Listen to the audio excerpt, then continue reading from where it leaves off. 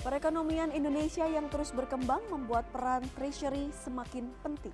Ya, oleh karenanya transformasi digital menjadi salah satu kunci dalam memperkuat bisnis dan ekonomi yang lebih inklusif.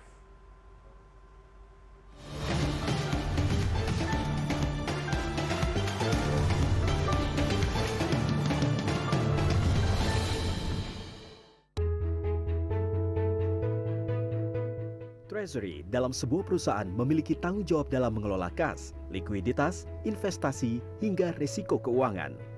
Namun fungsi Treasury kini tak lagi hanya mengelola, tapi menjadi pusat strategi dalam mengembangkan bisnis perusahaan.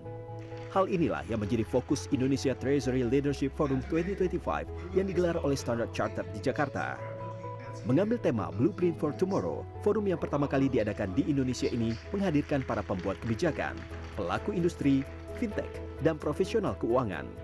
Forum ini membahas cara digitalisasi mengubah peran Treasury dari mengelola dana menjadi penggerak strategi keuangan perusahaan yang lebih efisien. Michael Spiegel, Global Head of Transaction Banking Standard Chartered, menjelaskan bahwa transformasi digital ini tak terelakkan. Dengan cepatnya pergerakan data dan uang, Treasury harus beradaptasi melalui teknologi untuk tetap relevan. I think treasuries are true enablers, right?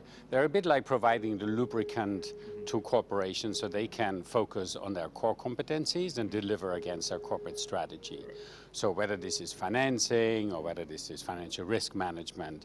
Now, the reality is that the movement of data and money is increasing, and then the complexity of the risk environment continues to grow.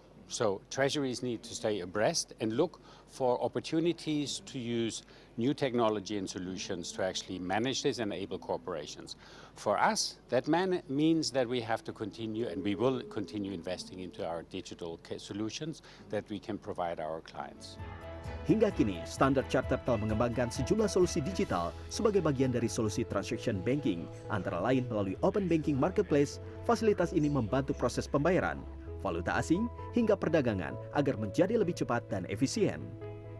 Indonesia sebagai negara berkembang dinilai memiliki potensi besar dengan pertumbuhan ekonomi yang relatif stabil serta populasi muda yang digital savvy, membuat digital treasury menjadi pendorong ekonomi baru.